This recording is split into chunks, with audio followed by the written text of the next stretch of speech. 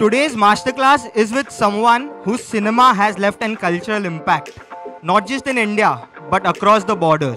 25 years back, he made his debut with Kuch Kuch Hota Hai. And little did he know that 16th October 1998 will change his and our lives forever. So ladies and gentlemen, can we all put our hands together for Karan Johar?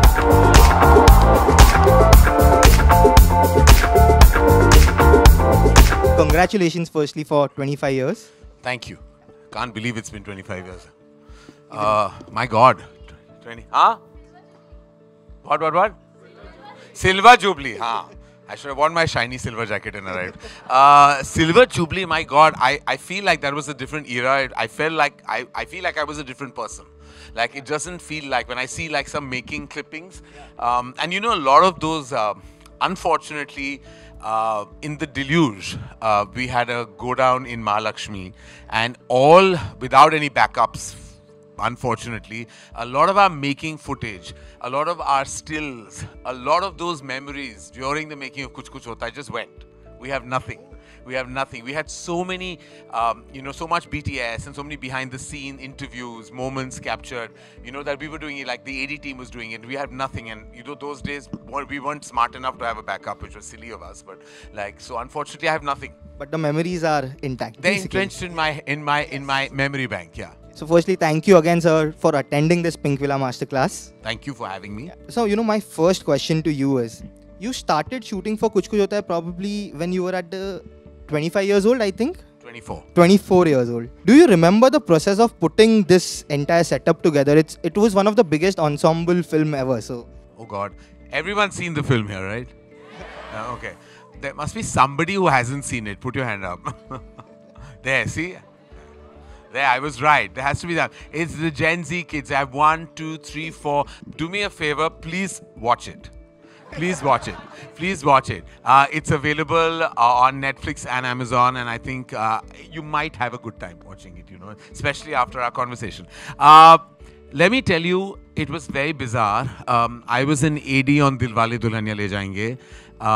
And it was in one of those moments, Shah Rukh and I, got very close during the making of the film, and I was lost and scared on the sets of that film because I'd never been on a film set prior to that, and it was Aditya Chopra that actually made me become an AD, and he convinced my family, and because I was all set to go somewhere else to study, and my mother was really worried that this was not the profession for me, and my father thought that my temperament wasn't cut out to be in the movie. She says, you're too soft-natured, and I don't know what she thought that would happen to me when I entered Bollywood.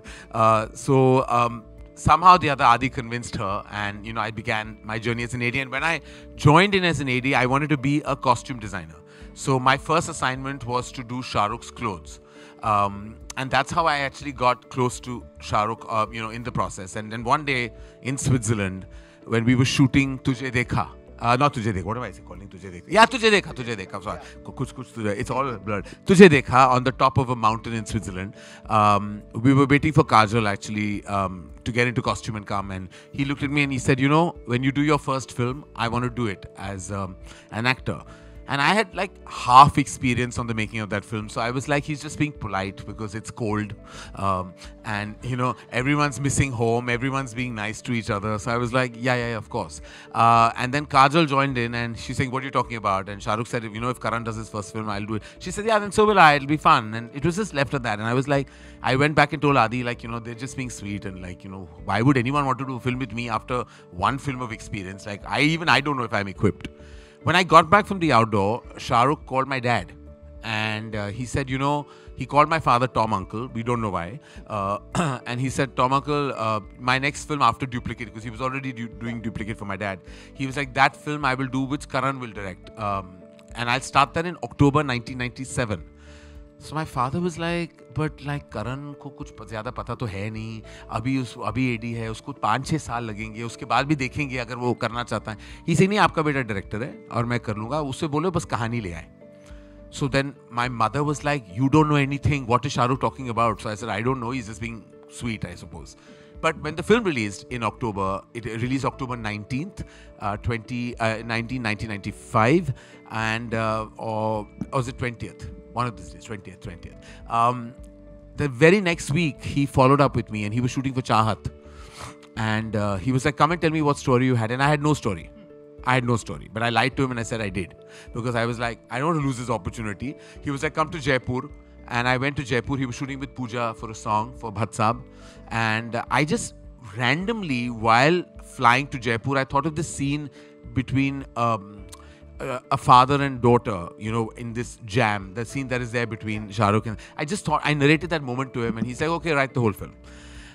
I went and I took a year to write Kuch Kuch Hota Hai, and it was first 2 stories which I merged into one, and I narrated it to them in April 1997 to Shah Rukh and Kajal and me, and nobody else had heard it, and I really thought that they'd throw me out, you know, literally after that narration, because I didn't know what I was narrating. But at the end of the film, he was like, yeah, we'll start October, and that's what we did. We started October. The big struggle happened in casting Tina and then Aman, which was Salman and Rani's roles. So for Tina, I went to about 8 main lead actresses, and all of them said no. I first went to Tina herself, Twinkle, because I was very close to her, and I wrote the character keeping her in mind, but she said no, and subsequently everyone literally said no to me, and I said, now I'll have to wear that orange skirt and walk into college, because like no one's going to do that part. Ironically, Aditya Chopra had seen the promo of a film called Raja Ki Aayegi Bharat, and he called me and he said, you should go and meet Rani Mukherjee. I think she's going to be a star.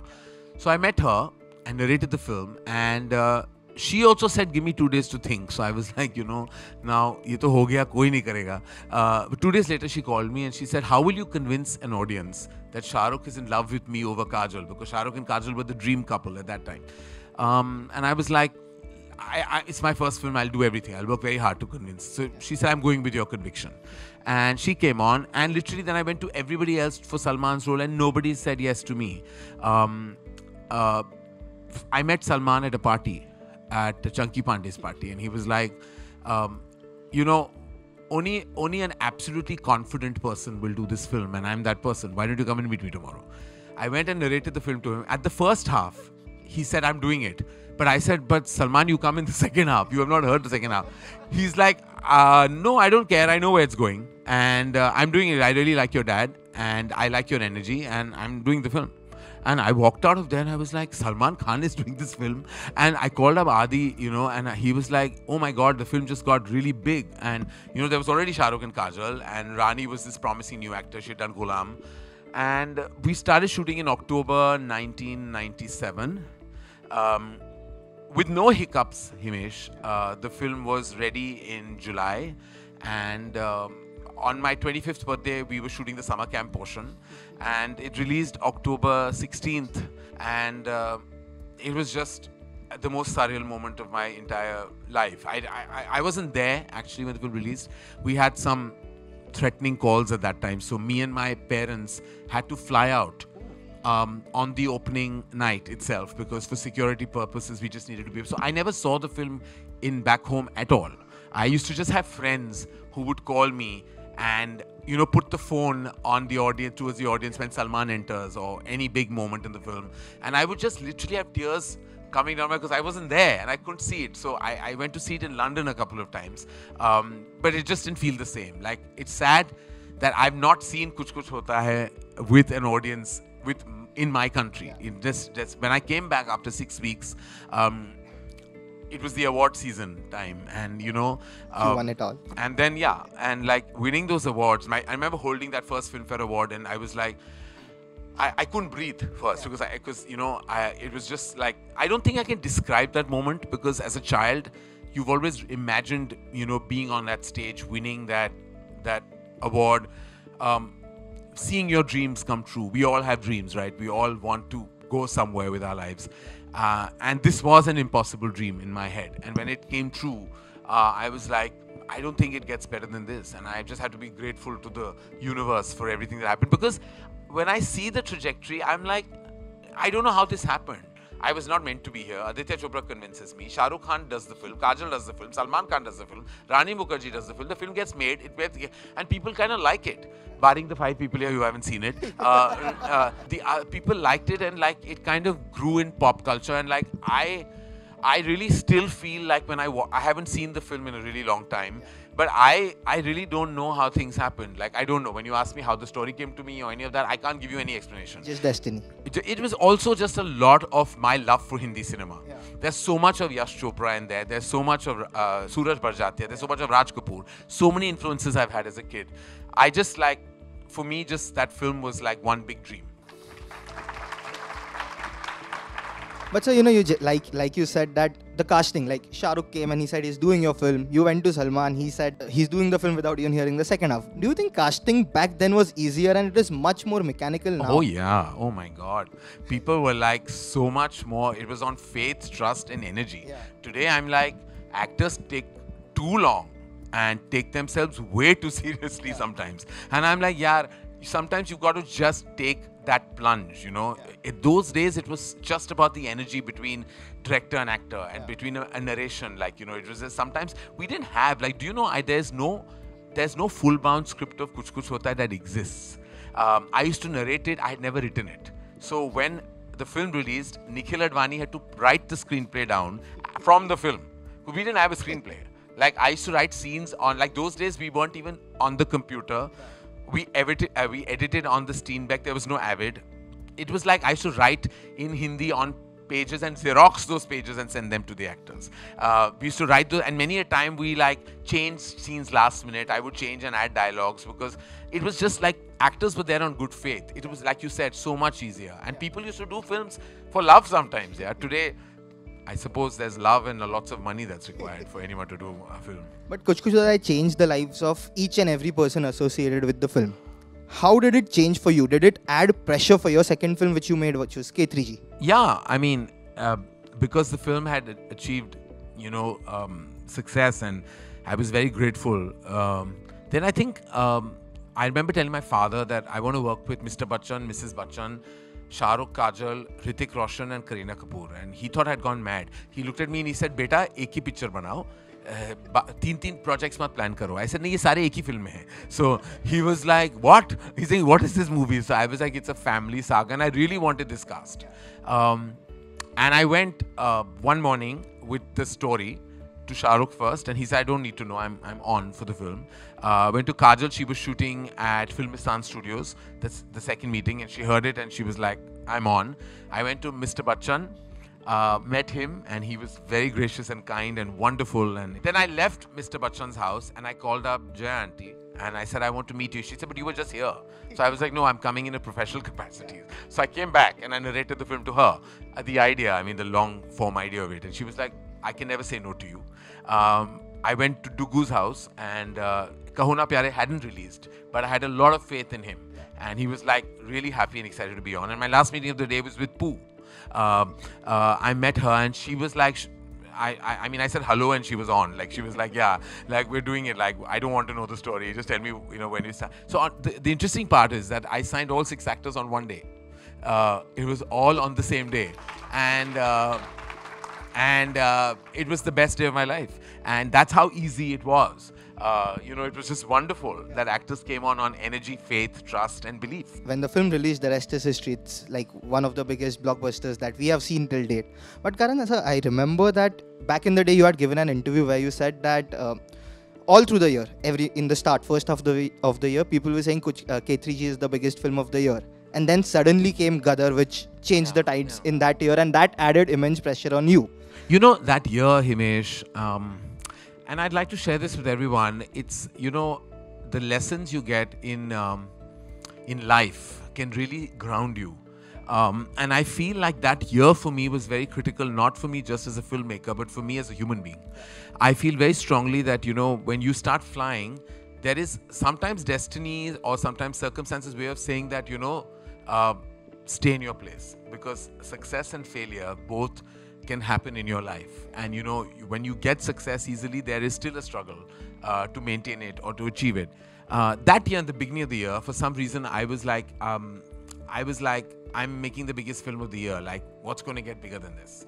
I'm going to sweep all the awards. In my head, these were all my thoughts. I wasn't saying it aloud, but I was thinking it, and I was very front-footed. And then I saw Lagan in June when it released, and I walked out, and I was like, I think I've seen a cinematic marvel. Like, I feel it'll be Down in the Ages is one of the best feature films ever made. I was blown away by it, and I was like, mine is like nothing. Then I saw Gaddar the next day, and I went crazy about its commercialness and its solidness, and the audience was going crazy. And then I saw Lagan again, and the theater became a cricket stadium. Then I was like, I took a break, and I was like, okay, now I went back to my film. Then I went and saw Chandni Ba, and it was one of the most respected films of the year. Wonderful. Then I saw Dil Chahta, and I had kind of grown up with Farhan, and I was like, he was a naughty, bratty kid. I was like, "Arey, ye kya banayega yaar?" And I went to see Dil Chahta, and I was like, oh my God, I thought I was cool with that cool chain. I'm like, far from cool.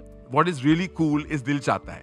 Genuinely, the cool syntax of cinema started from Dil Chahta Hai.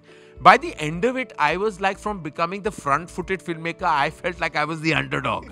And then Kabhi Khushi Kabhie Gham released, and we had really bad reviews. Like, everyone was like, old wine, new bottle, same thing, churned over. And I was actually really depressed when it released. I remember there was a trade critic who... there were only 2 or 3 critics in those days, trade analysts. And he gave a really bad review to the film. And he wrote at the end, overall, the film will disappoint all concerned. And I was like, I remember reading, and my friend came in to it was Saturday evening, and I was like, my film's going to flop. Like, it's going to flop. Like, he has said it, that he knows the numbers. Like, it's going to flop. What's going on? Instead of taking me, like, somewhere to kind of get fresh air, he took me to a psychic. And the psychic is pulling cards out for me, and I'm crying. And I'm like, what's going to happen? And then I call Anil Thadani, who's a massive distributor, producer, and exhibitor. And I called him, and he was like, Karan, are you going crazy? This is pre-Eid. Just wait for Monday. When your Eid holiday kicks in on Monday, you'll see. Those days, we were only single screens, right? So it was a big impact when you released during the Ramzan time. And on Monday, I said, what do I have to expect? He said, Monday, if your advance is good for the second week, that means you're home. So I was like, took a mannat. I walked to a temple. I was very dramatic in my head. I was like, my God, if this film flops, what am I going to do? Because my dad had told me, if this film flops, we'll have to go back to our old house. Because we put all our money into this film, whatever we made on Kuch Kuch Hota Hai. And imagining us, like, my mother and my father and me with suitcases leaving that ghar, that Hindi film scene, you're turning around and background music is very sad and you're looking at that last. And I was visualizing all this. And I reached Liberty, the lane of Liberty. It's next to Bombay Hospital. Liberty is where the film was playing. And there was a massive traffic jam, and I was like getting very anxious because Anil Thadani was meeting me at the cinema. And I just turned around and I said to someone, I said, "Ye traffic kyun hai?" He said, "Arey, advance booking ka line hai." So I was like, what? I said, "Kis picture ke liye?" He said, "Arey, ye family picture bani hai, Kabhi Khushi Kabhie Gham." And he was very irritated himself because he was also stuck in the traffic. And like in high speed, you've seen those heroines run, no? Like I have run like that, like through the traffic, literally to Anil Thadani, and he took me to the houseful board, and it was all houseful for week 2. And I was like, so then the film is a hit? He said, call all the distributors now. He's saying your film is a massive hit. So I was like, oh God, okay. So I called everybody barring the Punjab distributor, who said, हाँ बहुत बड़ी hit है लेकिन गद्दर जैसी नहीं है. So I was like, ठीक है भैया, number 2 तो है ना, वो मैं सह लूंगा, but flop तो नहीं है, इसे नहीं, क्या बोल रहे हो, सारे full shows जा रहे हैं. So I was like, oh my God, thank God. But then, the award season, which I had so enjoyed with Kuch Kuch, and I won no award for Kabhi Khushi Kabhie Gham. I was even nominated for a couple, I think. That was like a really grounding experience for me. I fell back, back on my feet and realized, and that life lesson that I learned still keeps me on stead today, because I realized that you've got to just work and don't expect anything from the beginning, because there's no replacement to hard work, nothing else. But so through the 25 years, you have made 7 films. You have a 100% track record, 7 hit films. When you look back at all the 7 films, is there anything which surprised you the most? It was not surprising, but I was a bit like taken aback with the moral policing for Kabhi Alvida Na Kehna. I thought that I was making an unusual subject. It was about infidelity, and I was also deconstructing Shah Rukh's absolutely pure image, and showing the grey side of life. Thursday night, I went to see, it was a preview at Ad Labs, and there was a scene. There was a very traditional couple, and I was sitting behind them. And there was a scene when Shah Rukh and Rani check into a hotel room, So there was this lady who looked at her husband like that, and he said, "Dream sequence che." So she got pacified with the fact that ye dream sequence hai, aise ho hi nahi sakta na. They can't really step outside the boundary of their marriage. When they realized it was not a dream sequence, nati che, they both got up, took their families and walked out. And I was like, oh my God, the reality of judgment hit me. And then when I stepped out, there was a lady and her daughter was crying on the corner, So I thought she was very moved by the film. But the mother came to me and she looked at me. She said, "Tu Karan Johar hai?" So I said, "Ji." He said, "मेरी बेटी ना अभी उसका divorce हुआ है और मैंने बोला मूड ठीक करने के लिए मैं तुझे करण जौहर की पिक्चर दिखाऊंगी और तूने ये पिक्चर बनाई है, ऐसे बनाते picture." So I was like, ये होते हैं हमारे संस्कार. I was like, by that time I realized that the film had done phenomenally overseas, but in India it had done good business, not great business. But I realized that there was such a divided house on Kabhi Alvida. So when you said I was surprised, I was not surprised. I was more disappointed actually. And then I went within and realized that that no matter when you make a film that hits home sometimes, whether it was Kabhi Alvida then or Gehraiyan today, it'll always have this polarized response. And I was so used to getting just love that the polarization really threw me off. But how do you deal with the appreciation and criticism? And has it changed, evolved over the years, right from the day of your debut till now? It's always stressful, Imesh. Ours is the only business that is judged on a Friday by each and everyone. And the time that I'm coming from, there was no social media. To now, where everyone is a critic. Everyone. The critics are critics. The regular audience are critics. People start meeting me in my own building and say, 100 crore karegi? And I'm like, they asked me that question when Bombay Talkies was releasing. I'm like, how can Bombay Talkies do 100 crores? I mean, like please think, and when you I said, uncle, zara soch ke, it's not easy to achieve business like that. And you get trolled, you get massively criticized or praised, but everything is there for you. Like everyone, YouTubers are reviewing, Instagrammers, Reeler, everyone is giving you their comments on the film. So I come from the school where I watch everything, because I believe that's the only way you should be aware of the ground reality. Because many filmmakers and actors, I believe, live in like their own bubble. And when you live in a bubble, there's no way that you will find out that what really the audience thinks of your film. So I have become resilient and grown a thick skin now, because God knows that people say some really terrible things about me, and I'm like, God, you don't know me, I'm not half as bad as you think. And there's one snake emoji that keeps popping up, I don't know why, when my name comes, and I'm like, I've seen all the trolling, I've seen it all. And I've just said that, okay, this is like an occupational hazard. It's part and parcel of what you are, because people who don't have faces and names sometimes tend to just take out their day's anger on somebody, and sometimes they have a perception of who you are without really knowing who you are. They believe it of you, and they create that perception, and then they attack you. I've grown to kind of realize it's okay. I realized that now I take it with a tinge of humor. I even laugh at some of the things people say are quite creative, even when they're trolling you. Actually, they're doing it quite creatively. Some of the memes are hilarious. I see everything. I've realized that I shouldn't be an isolated filmmaker. I should be an inclusive filmmaker and read everything. And I do. True. And I think that's the way you grow as well, when you learn from whatever, especially when it's constructive. So, yeah. Well, who knows what's really constructive, really.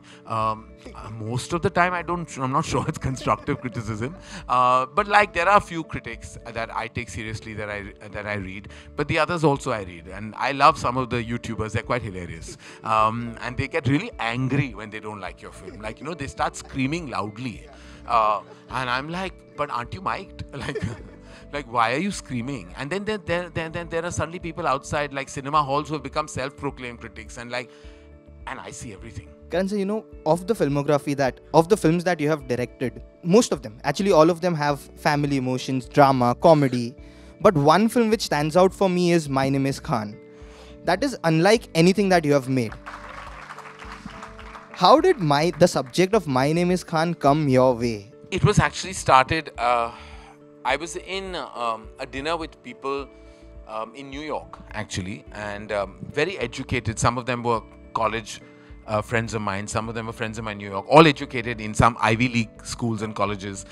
Some of them investment bankers, some of them from the Bay Area, from IT zones, and evolved, educated, intelligent people. And they were saying some really, to me, inappropriate things about what I believe is the misconception of a religion.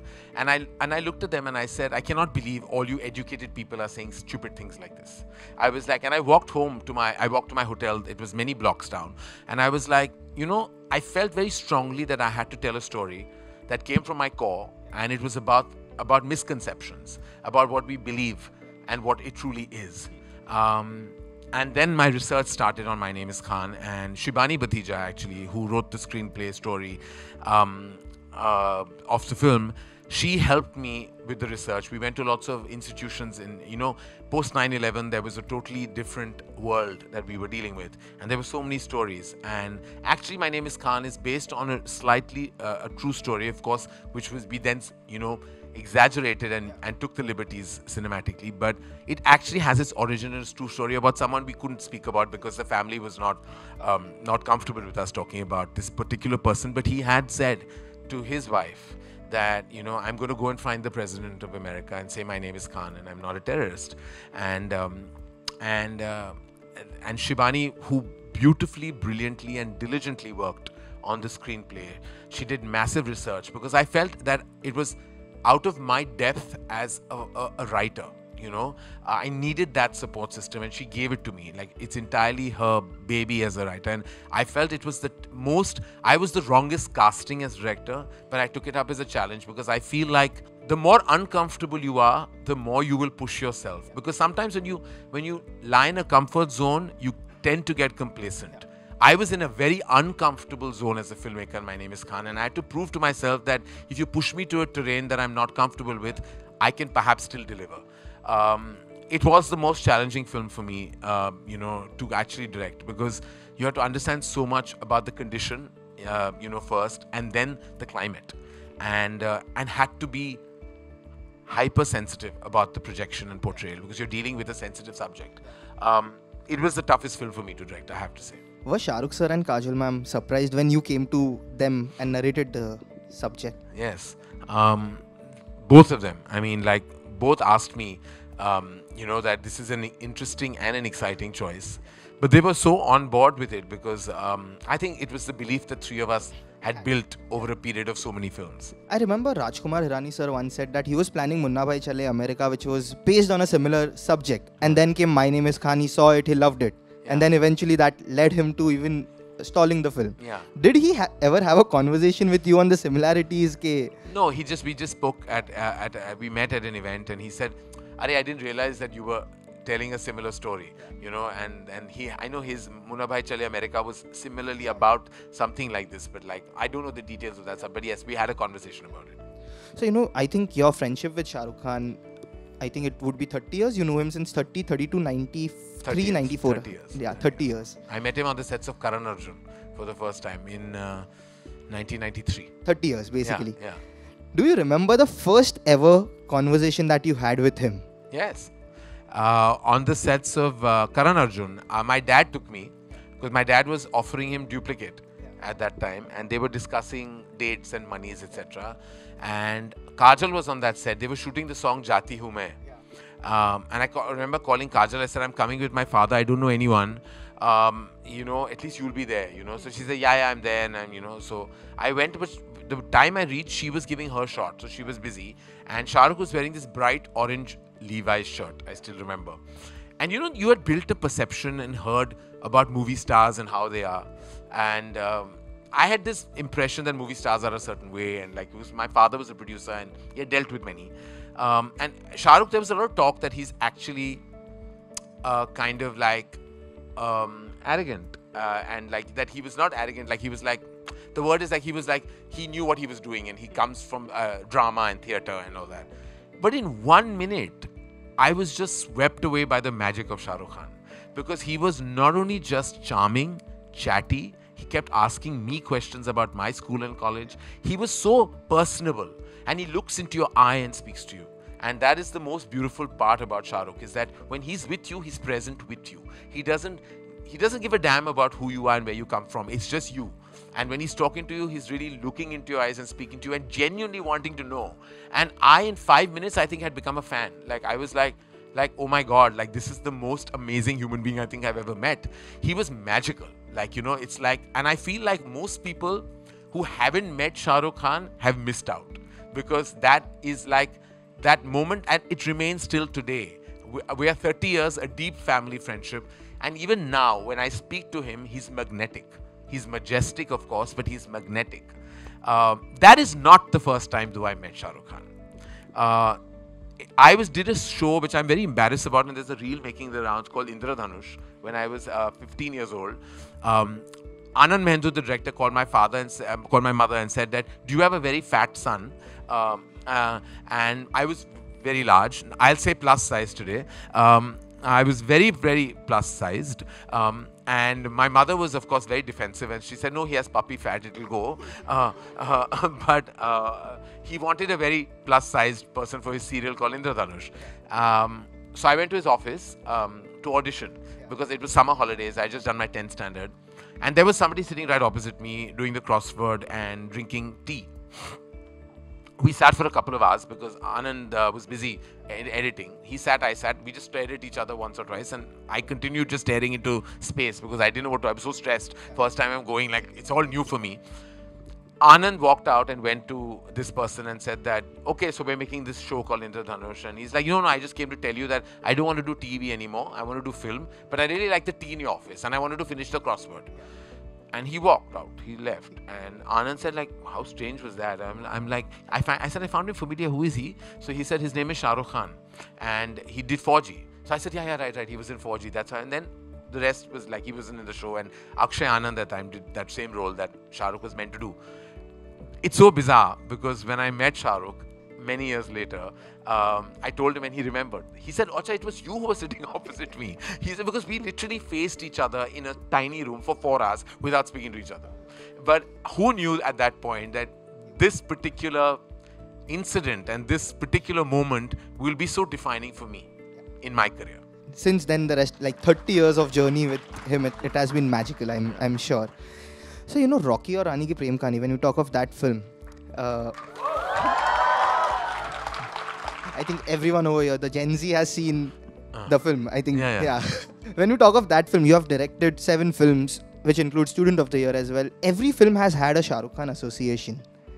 Student of the Year was produced by him. Were you ever tempted at any time? Oh, very. To have a cameo in Rocky Rani? Like, the entire AD team, and I think some of them are here, will say that in Tum Kya Mile, they said the best moment should be like you track away from Alia and Ranveer and just go to Shah Rukh and Kajal singing the same song, and they look at them, and Alia realizes that this is pure love because they represent love. And I was like, with what kind of guts do I have to go and ask Shah Rukh to not only do a cameo but to come to Kashmir to get into a hair costume, and plus I had already, Shah Rukh never says no to me, and he I have to pick and choose what I ask for. Like, I remember when we went as a team to ask him to play that massive, impactful cameo in Brahmastra. At the end of the day, he looked at us and he said, it's Karan, and I can never say no. I know that I can't take that empowered feeling for granted. I can't keep going back. I remember even in Ae Dil, I knew that who else but Shah Rukh could say, Ek tarfa ki pyar ki taakat hi kuch aur hoti hai. I was like, aur kaun bolega?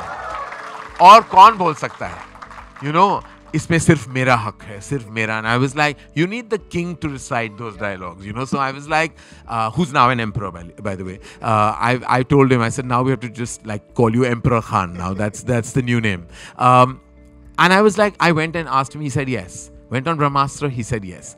He has never said no. I said, so I have to pick and choose my favors. So I thought, this one, I'll let it go. I won't go because I'll be so embarrassed to ask yet again. Because, he gave us on Brahmastra nearly 12 to 14 days. Didn't charge a penny, just was there with full love and full just energy. And I'm like, that's it. He's king-sized hearted as well, more than anything else. We are I've heard so many stories about the king-hearted nature of his. Like even when I met him, it was amazing experience. So someone recently tweeted that B&C for Karan Johar film is in the overseas market. You are one of the very few filmmakers who has a strong audience base in the international market. When was the first time that you felt the love internationally, and what, according to you, has led to that connect? I think it was the first time that I went to London and to a theatre called it was in Feltham, Cine World at Feltham. It's where a bulk of the Asian community comes, and I watched K3G, and I went in, and there was a gentleman called Andrew who ran the chain, and he was like, "I'm very excited to meet you. Who's this director who's made it to top 3 of the UK box office with Harry Potter and Lord of the Rings in the same, and you're number 3. And he's saying there are queues in the cold to come to see this film." And when I went into the theatre, it was like they were reacting to everything. Like, when there's a scene when Kajal says, "Vapas chalo Rahul, ye na hamara desh hai na hamare log hain," and they all stood up and clapped, and I was like, "Do you all really want to leave? Then why are you here?" Because they were all like, the emotion was so strong, and it was so, and I was like, I was so overwhelmed with that feeling. I think it was in that point that I realized that there was some kind of connection that the films had with the diaspora, and I really feel grateful for the love that comes, because eventually everyone is from our country. And sometimes they're disconnected geographically, but their connection is still so deep. And I think it's the value system in the films that actually connects with them and helps us achieve the numbers. So this is a question I usually ask the actors, but I think it is more relevant for you than anyone else. You are friends with almost everyone in the film industry, and every actor, every person who is working over here wants to do a Dharma film or a Karan Johar directorial. How difficult does it get for you to say no to actors when they come to you and say that we want to do this film, but you feel it is someone else who fits the bill? I mean, actually I haven't worked with a lot of people, a lot of actors. I worked with Shah Rukh in over 5 films as director and as producer, more than that. I then worked with Ranbir. Before that with Varun and Sid, whose first film it was. And with Ranbir and now Ranveer. So I actually haven't had the massive opportunity of working with a lot of actors.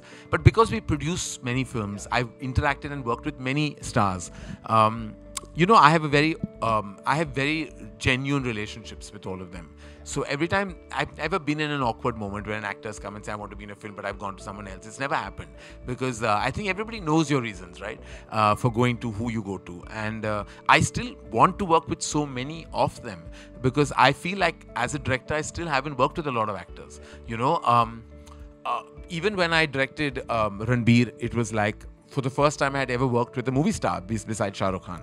And when I worked with Ranveer, it was a rare experience for me, but a wonderful one. When I directed Alia on Rocky Aur Rani, I felt I'd never directed her before, because the Alia on Student of the Year was a different actor.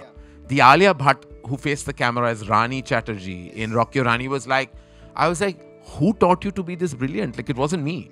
I have absolutely... and Alia told me not to praise her a lot, but because we get trolled for that a lot. That every time I praise Alia Bhatt, it's like, oh, he goes on and on about Alia Bhatt. Now what to do? She's like my firstborn in many ways. So like I have like pride for her. But I always say like Student of the Year was her professional launch, her emotional launch, but her true career launch is Highway.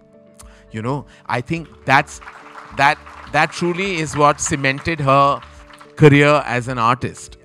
It wasn't Student of the Year. I promise I taught her nothing. I taught her how to like maybe look glamorous, but that wasn't the prerequisite to being a great artist. So when I directed her, and I was like, oh my God, like she's fantastic, and I don't know how this happened. Like she's just become this fantastic actor. 2022 was not really a good year for the industry. Now 2023, the tides have changed, and how? Right from Pathan to Gadar, oh my God, Jawan, Rocky Rani Ki Prem Kahani, Dream Girl, Fukre, and so many more. Having observed the trends with regards to the kind of content that is working, as a producer, what do you think has changed in the last 3 years? Oh God, loaded. So I think pre-pandemic, there were certain kind of films that were definitely exciting an audience, that were either specifically not tentpole or big event action films, but very substance-oriented films. I think a lot of that has changed post-pandemic.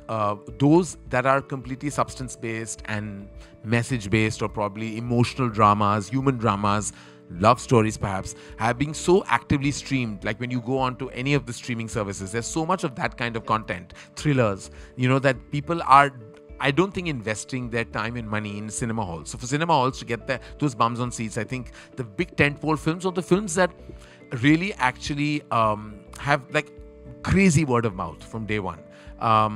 But that's tough. It's become tough. So everything that has worked has been an event film. Jawan, Pathan, Gaddar, even Dream Girl is a sequel. Fukre is a sequel. So sequels have also, the sequels of the first parts and second parts were really appreciated. For us, I think Rocky Aur Rani worked purely on the strength of its word of mouth. We didn't open to a grand number, but I think the film got the love, and that's why it just went on doing the business it did. And Ranveer and Alia got so much love. And here I have to take a beat and just say, before I get into that, working with Ranveer Singh was just an amazing, exhilarating experience. Like he's a juggernaut of talent. Like he is just something else, like a chameleon. Like he can go from Khilji to Murad to like to literally to Rocky to Kapil Dev. I mean and then Deepika tells me like every 6 months a new person walks into the house, because he becomes that character. Like he would talk like Rocky throughout. Like he just in his conversations with me, I was talking to Rocky Randhawa. I was not talking to Ranveer Singh. He would say how's you? And like he would call me and say, Ranveer Singh this side. And like everything was like, and I was like, oh God, like I'm not being able to have a normal conversation with this man. But he never left that character. It was phenomenal. I had to just say it because I'm so grateful for him and the film. But going back to your question, so I mean, we have to walk on thin ice right now when we plan our films. To make sure that their syntax is theatrical. Do you believe that there's this entire narrative on social media about the concept of superstars? Do you believe franchises and IPs are the new superstars and there are not enough superstars we have? I mean, I think your film is your superstar. I think even if you have a superstar, your film's got to work. We know that Shah Rukh, Salman, Akshay, Hrithik, Ajay, they're all massive superstars, and in younger generation we have so many of them. Shah Rukh has proven this year that that he's befitting of that glorious crown. Look at the numbers; they're fantastic. Like I've never dreamt of. I mean, I think I'd go mad if I saw these numbers coming out of a film I made. But it's like I'm so proud that it's Shah Rukh. But yes, eventually the film is the superstar. There's no bigger superstar than the film itself. And so when we talk of Rocky Aur Rani ki Prem Kahani, I know that there was a lot of pressure around the film before the release because like you said, franchises and tentpole films were happening. What was the moment when you realized that okay, we have made it? The first day, fantastic reviews, everyone is talking about the film, the performance, and slowly the audience word of mouth kicked in and the film went where it had to. But when was it where you felt that okay, we have made it? A original Hindi language film, non-franchisee has gone and... I was very stressed. I think I was going to have a cardiac arrest. The week before and the days following that, I don't think anyone who knows me closely will know that when I mean stressed, it was physically like my body was like shivering and shaking. Like I felt like I really seeked the validation with this film. It was a 7-year gap and a 3-year tough time. With the trolling, the anxiety had built. There was a lot of negativity that surrounded me personally as well as the industry, and it wasn't easy on me or my mom. It was a tough time for us as a family when we had to combat it. I don't feel like I should put so much focus on success in general, but this time I felt I didn't need the success as much as I needed the validation that I'm still a relevant filmmaker that can talk to an audience today. Somehow, even if I felt it, I needed to believe it and I needed to see it. The proof lies in the pudding. And I needed to know that all the trolling was just virtual noise. It's not really true. That if an audience really loves you, they will come. If they like your film, they will come. They won't judge you by perception. But I needed Himesh for me to really see that. And that had built this ball of anxiety. And I was just like, there were times that tears were just rolling down my face. But on Friday and then Saturday, I don't think I've ever received this kind of love. Filmmakers, actors, were calling me. Audiences were reaching out to me from everywhere. People were telling me they were going back to see the film. I've never felt so respected as a filmmaker. And I've always had this, not angst, this feeling like, I think they don't take me as seriously as they should. But I felt like serious filmmakers were calling me. Serious actors were messaging me. And, really revered and respected actors were like, this is great, like make more like this. You know, this had the best messaging and yet entertaining. And like, by Monday, I was like, okay, I think we are kind of walking home. We'll get there, but I think I feel we can celebrate it from now onwards. So it was the Monday of the release that I took my first breath, and it felt so good. I can't tell you. So when we speak of Dharma Productions, what are the IPs and franchises that you want to create going forward? Yeah, I don't know. I don't know how to plan these things, you know. I feel like... You have some, that's... Yeah, we have. I mean, we do want to make a Dulhania. We do want to do that. At some point, I hope that we do. It's a love story franchise that actually doesn't exist. It's only us that made it. Humpty Badri, and now we're looking forward to making another Dulhania.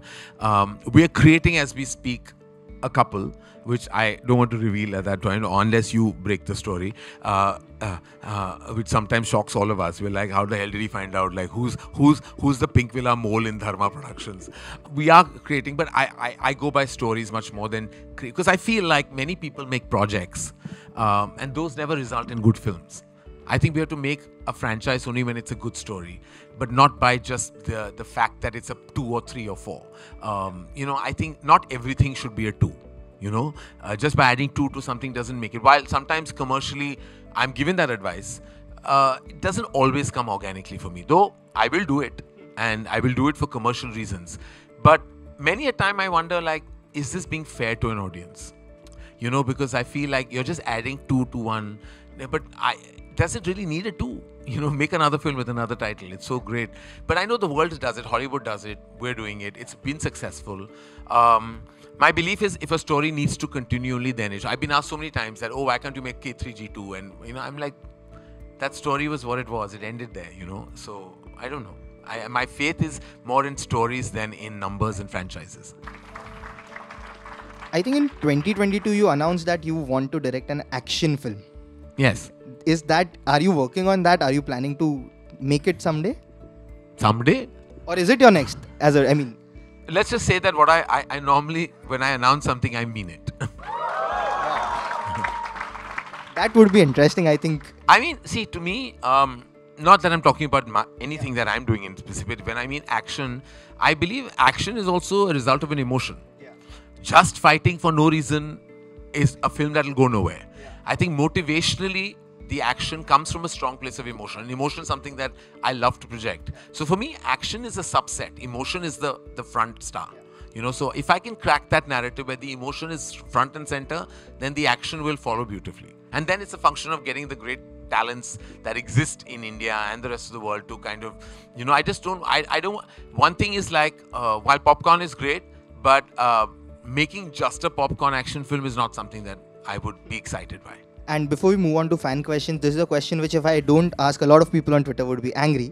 25 years back, you teamed up with Salman for the first time. Yes. And since then, there has not been a collaboration. There have been multiple instances where conversations happened, but things didn't materialize. I believe that is finally happening. Could you tell us something, what it is? Is it happening? How? So the thing is, I have to tell you that I have the deepest respect for Salman and his entire family. My father was very close to Salim Saab. And I told you how Salman said yes to the film. Like, he said it on the basis of the fact that he loved my dad. And that has never left my heart. All I can say at this moment is that that relationship will hopefully find a celluloid space very soon. Okay, so hopefully announcements. I'm not saying it, I'm not denying it. I'm just not, because I'm like, I'm superstitious about certain things, you know. So I feel like I should just like say it when the time is right. And one last thing, Karan sir, 25 years in the industry, you have seen it all. What is it that is there on your bucket list? What is it that you aspire to do going forward? You know, when I began my career, there were a couple of artists who were on my bucket list. One of them was Mr. Rishi Kapoor, who I directed in Student of the Year and produced with Kapoor and Sons and Agnipath. One of them was working with Mr. Bachchan, who I had the pleasure of directing twice. One of them was who I'm a crazy fan of, Lata ji, and she sang for me title song of Kabhi Khushi Kabhi Gham. One of them was working with the late Sri Devi. I feel like that was a desire that that unfortunately went unfulfilled. I have no dream that I feel hasn't been realized. But what I do and what I tell everyone is like every day I make a new dream for myself. And that dream could be a story to tell, an expansion plan for my studio, or a relationship that I want to enhance. My dreams are not restricted to just the movies. They're also restricted to, like, I dreamt of having children. And when I had them, I feel like that was one of my most beautiful dreams that were fructified. And now I dream for them. So my dreams are so, my dreams have also taken a leap. And they've gone more from just professional, but also to personal. Now, when I wake up every day, I dream new dreams for myself, but I also dream big dreams for my children. Thank you so much, Karan sir, for doing this conversation. I hope you liked it. Yeah, thank you. I had a great time. Thank you so much. Thank you for everyone for being here. Thank you. Just thank you from the bottom of my heart. Thank you. And 25 years done. Looking forward to another 25 years celebrating cinema, celebrating your films and everything. Thank you. Thank you, Himesh. Thank you. Golden Jubilee. Oh God. Okay. Hopefully, inshallah, we'll meet again.